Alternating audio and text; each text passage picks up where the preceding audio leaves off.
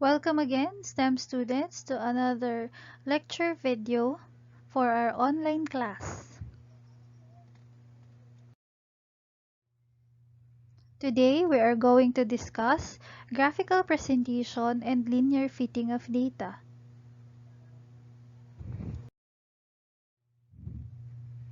Here's the overview of our discussion for today. What is a scatter graph? What relationships between variables do scatter graphs represent? And how to create scatter graphs. Here are the objectives of today's lesson. Estimate intercepts and slopes, experimental data with linear dependence, determine different relationships between variables, and create a scatter graph based from data table. What is a scatter graph? To establish laws of nature and relationships among the factors that affect certain phenomenon, physicists should gather numerous sets of data. To help them summarize such, they use graphs. To determine relationships, a scatter graph or diagram is used, just like the one shown on your screens. Let's define what a scatter graph is. Scatter graph has points that show the relationship between two sets of data. Scatter graph represents pairs of numerical data with one variable on each axis to look for a relationship between them. And scatter graphs are also called scatter plot and XY graph.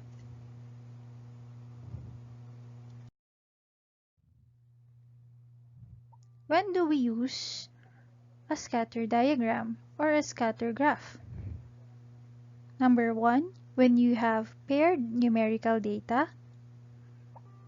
Number 2, when your dependent variable may have multiple values for each value of your independent variable. And number 3, when trying to determine whether the two variables you are investigating are related to each other. What relationships between variables do scatter graphs represent? Here are the 4 basic relationships between variables that are showed using scatter graphs. Direct proportion, inverse proportion, direct square proportion, inverse square proportion. Before we proceed to discussing each one of these relationships, let's first have a review. Let us remember that when we say independent variable, we can represent it using the variable x or the x-axis, and it represents a quantity that is being manipulated in an experiment. On the other hand, when we say dependent variable, that's denoted by the y-axis. It represents a quantity whose value depends on how the independent variable is manipulated.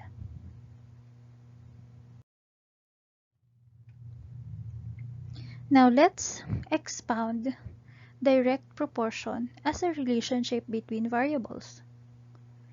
When we say direct proportion, as the x variable increases, again, remember that the x represents the independent variable and the y represents the dependent variable. So again, when we say direct proportion, as the x variable increases, the y variable increases proportionally. And it also means that as the x variable decreases, the y variable decreases proportionally.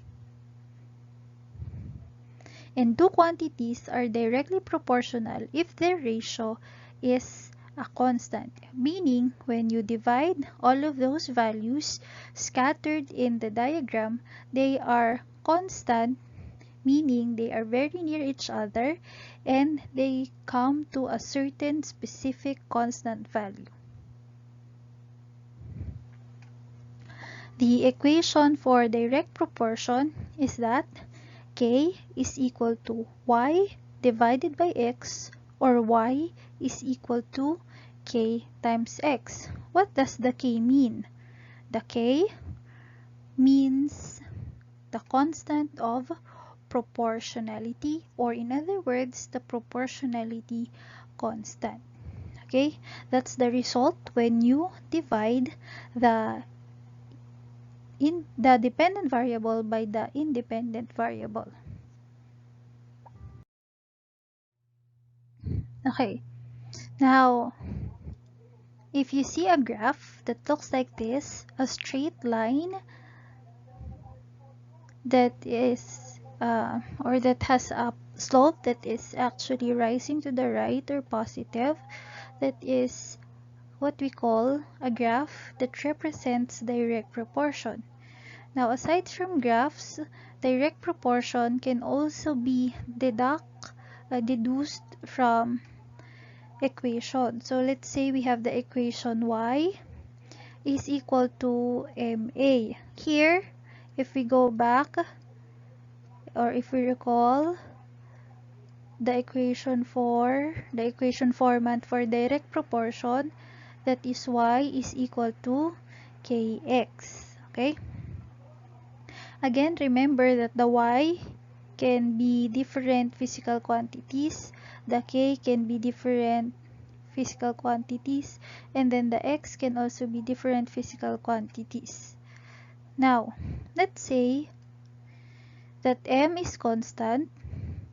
If you double the a, the f will also be doubled, meaning direct proportion also means that whatever happens to the the independent variable will also happen to the dependent variable. Okay, if you double one, the other will be doubled. If you triple one, the other will be tripled as well. For us to be able to understand this better, we can also use this method wherein we set the f as is, and then when something is constant, we represent it using number 1. So since m here is said to be constant, we change m into number 1. And then, since it is said here that the a is doubled, we change a into 2. Since double numerically means you have to multiply it by 2. And then you multiply these two, the result is 2, which means that f is doubled. Okay, so how about if the a is tripled? You just change this into 3, change this into 3. Of course, this will also become 3. What if the problem says that the a is multiplied by 4, or it became 4 times? We also change these 2 into 4, and this result will also be 4. Therefore, the f will also be multiplied by 4.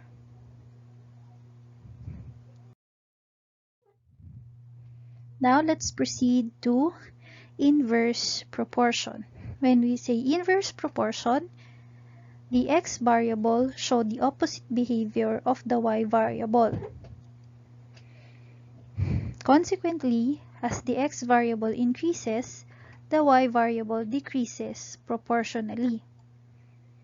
And as the x variable decreases, the y variable increases proportionally. Opposite. When x increases, y decreases. When decreases, y increases. And the two quantities are said to be inversely proportional if their product is a constant. In direct proportion, the two quantities are directly related if their ratio or quotient is a constant. In this relationship, in inverse, the condition is that the two quantities are considered to be inversely proportional if their product instead of quotient is a constant. In equation form, that can be expressed as xy is equal to k, or y is equal to k over x. And again, if you already forgot, the letter k here is the proportionality constant, or the physical quantity or the variable that we set to be unchanging, so that we would know the effect of the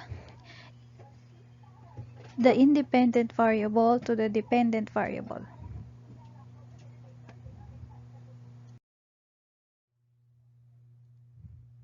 For inverse proportion, the graph looks like this. It looks like a slightly curved line with which is rising to the left rather, and then goes down. Okay?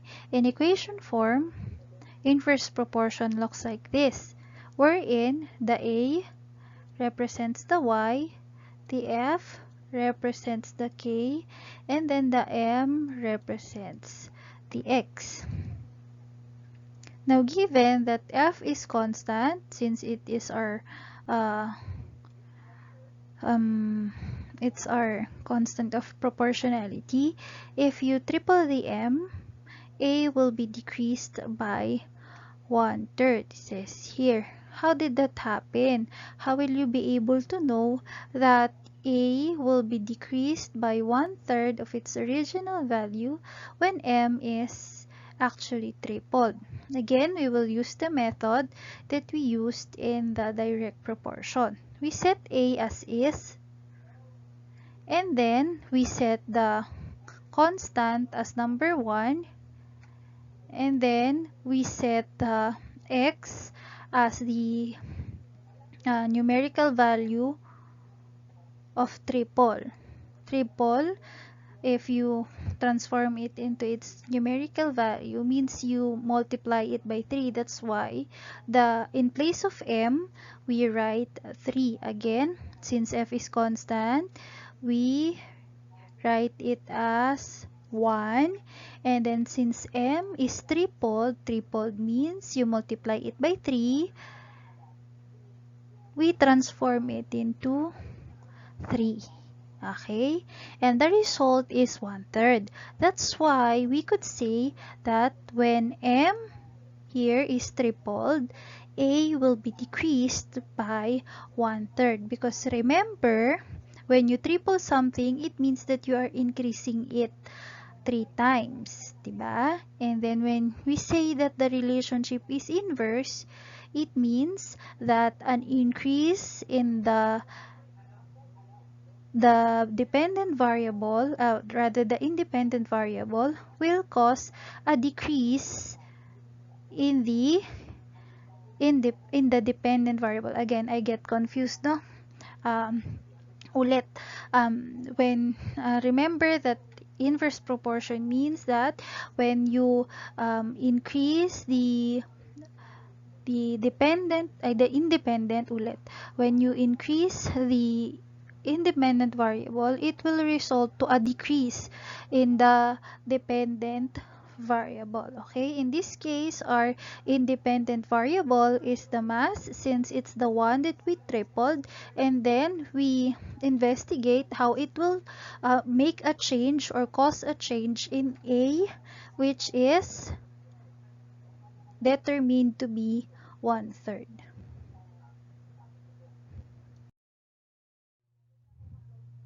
Now let's proceed with direct square proportion.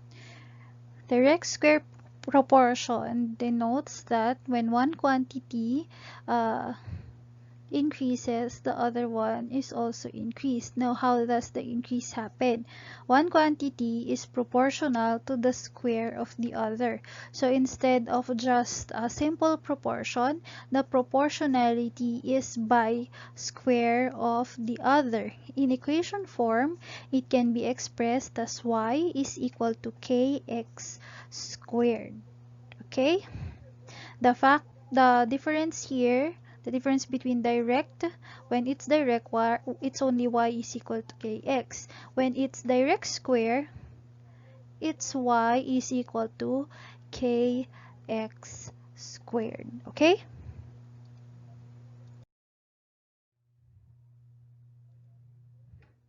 The graph for direct square proportion looks like this. And in equation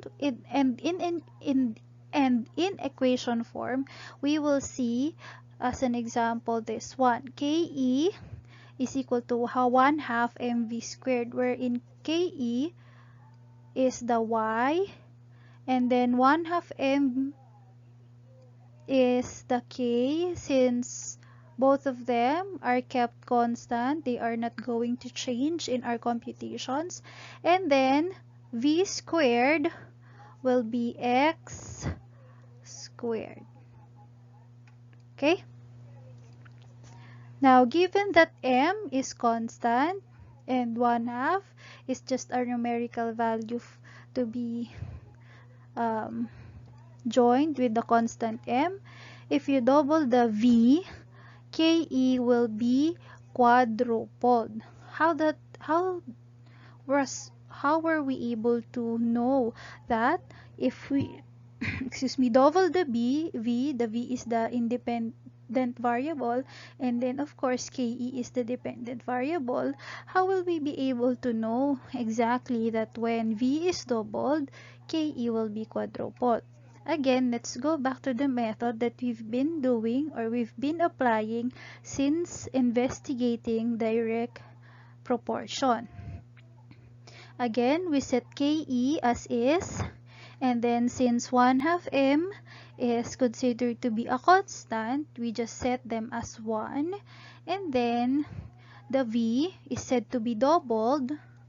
Okay, so double is equivalent to the numerical value 2, so we write 2 here. And then there's another operation, which is the square. Okay, so 2, when you square it, it's 4, and when you multiply 4 by 1, the result will be 4. That's why we are able to know that when we double the v, the result is that the ke will be times 4 or quadruple. Okay?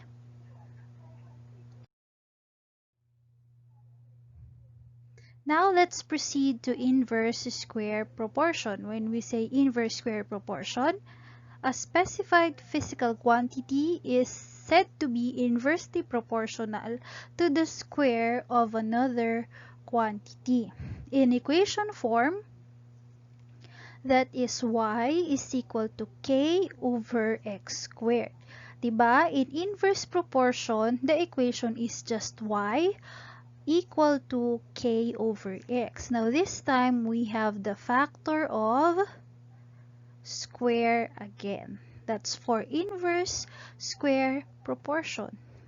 And don't forget that our k is the constant of proportionality. Nothing happened to it.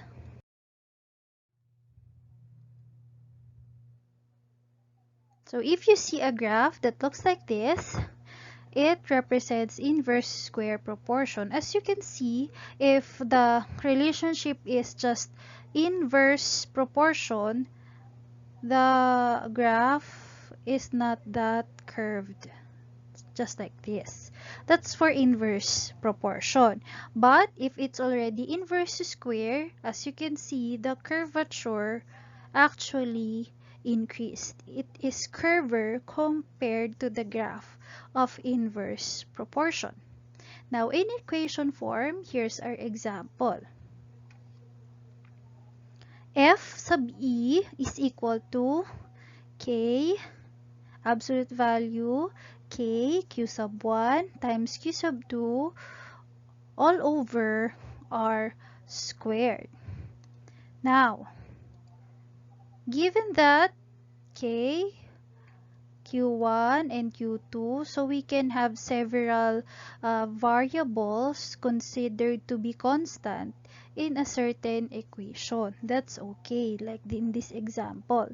Given that k, q1 and q2 are constant, if you triple the r, the f sub e will decrease by 1 over 9.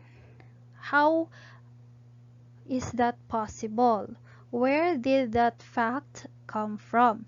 Again, let's analyze. Here, the Fe is equivalent to the y, f sub e is equal to y, or equivalent to y, and then this whole thing, these three, since we set them as constant, that will be equivalent to the proportionality constant k. And then the r squared here is just the same as the x squared.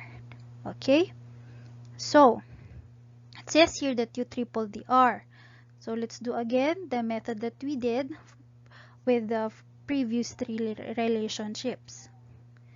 Again, the f sub e is as is, and then since these three are constant, we set them as 1, 1, and 1. Okay?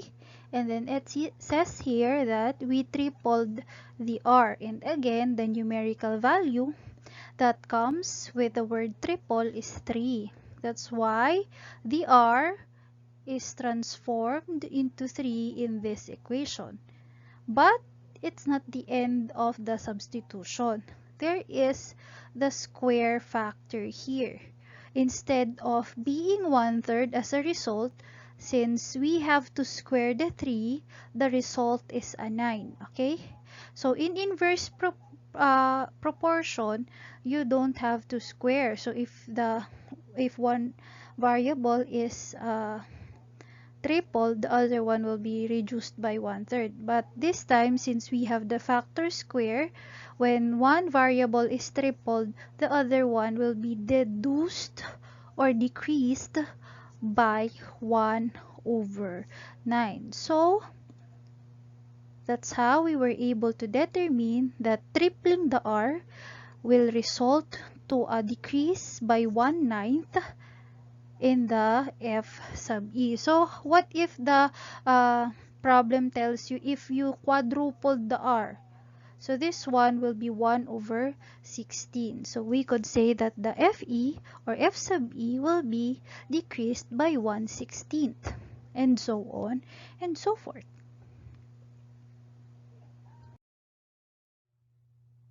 Okay, that's all for the part 1 of our discussion about graphical analysis and linear fitting. Our next video will be about practice exercises regarding relationships and graphs. Okay, the more the exercise, the better you will be. Kasi nga, diba, practice makes perfect. Almost. Okay, so see you in our next video. Stay tuned and love learning.